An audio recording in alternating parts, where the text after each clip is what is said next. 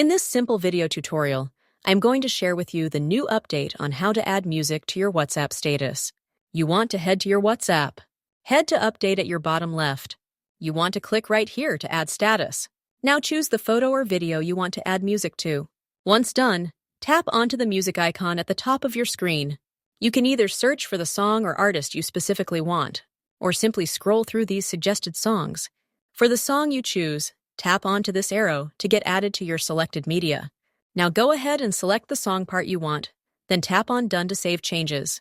You can add any caption or even mention someone, then tap on the Share button to get shared to public. Well, that's how easy it is to add a song to your WhatsApp status. And if you have any questions, just let me know in the comments section down below. Please don't forget to leave a like, share, and subscribe for more informative tutorials like this one.